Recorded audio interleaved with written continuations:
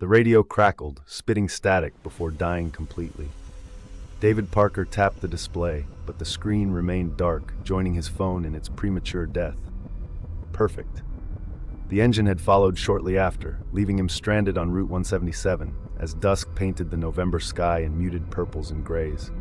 He pulled up Google Maps in his mind, 5 miles to the next town, if he remembered correctly, before his phone died.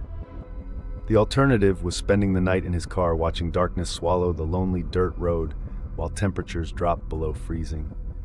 David grabbed his jacket from the back seat, locked the car, though why bother out here, and started walking. The first mile wasn't so bad. He kicked stones, whistled tunelessly, recited differential equations in his head, anything to maintain normalcy. The engineering student in him calculated his estimated arrival time.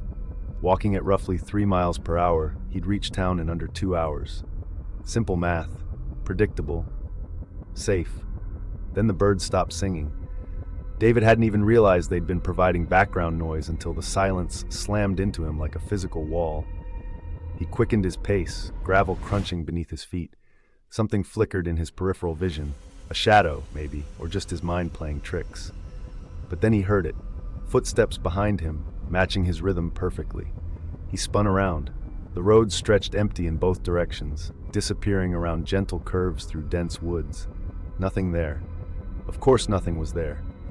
"Get it together, Parker," he muttered, his breath visible in the rapidly cooling air. When had it gotten so cold? He checked his watch. 5:47 p.m. That couldn't be right. He'd left his car at least an hour ago, but the watch insisted only 10 minutes had passed. He tapped the face, but the second hand kept moving with methodical precision. Maybe the battery was dying, like everything else electronic around him. The twisted oak appeared again on his right. David froze mid-step. He'd passed that same tree 20 minutes ago. He was sure of it. The distinctive split trunk, the way it curved over the road like a gnarled hand. But that was impossible. He'd been walking straight the whole time. A childhood memory surfaced. 6-year-old David, terrified of the dark, convinced his nightlight was projecting monsters on the wall. His mother's voice, "The dark plays tricks, honey. Your mind fills in what it can't see." But he could see just fine in the deepening twilight. He could see the road stretching endlessly ahead. He could see the twisted oak that shouldn't be there. And he could see movement. Ahead of him this time.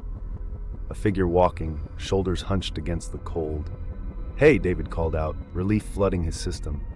The figure didn't turn, didn't respond, just kept walking at the same steady pace. David jogged to catch up, gravel crunching under his feet. The sound seemed to come from behind him too, a perfect echo of his footsteps. The figure remained the same distance ahead, no matter how fast he moved. The road began to ripple. No, that wasn't right. Roads don't ripple. He blinked hard, but the asphalt continued to undulate like the surface of a disturbed pond. David looked back the way he'd come, seeking the reassuring sight of his own footprints. The road was pristine. No footprints, no marks at all. His professor's voice drifted through his mind, a lecture from theoretical physics. If parallel universes exist, they might occasionally intersect, creating points where reality overlaps. David started running. The figure ahead of him ran too, and now there were more of them. 2, 3, dozens of figures, all running in perfect synchronization. Each time he tried to focus on one directly, it vanished, only to reappear in the corner of his eye. The road curved impossibly like a Mobius strip. Each figure was him, he realized with growing horror. Every version of David Parker who had ever broken down on Route 177, trapped in an endless loop, running from their own echoes. His watch still read 5:47 p.m. David stopped running. Ahead of him, the other figures continued their eternal march. Behind him, footsteps approached. His own footsteps, from another loop of time. The road rippled and twisted, reality breaking down at its seams. He had a choice: keep walking the loop forever, or step off the road into the absolute darkness between realities. David Parker took a step to the left. The radio crackled, spitting static before dying completely. Rachel Mitchell tapped the display, but the screen remained dark. Her engine sputtered and died, leaving her stranded on Route 177 as dusk painted the November sky in muted purples and grays. She pulled out her phone to call for help, but there was no signal.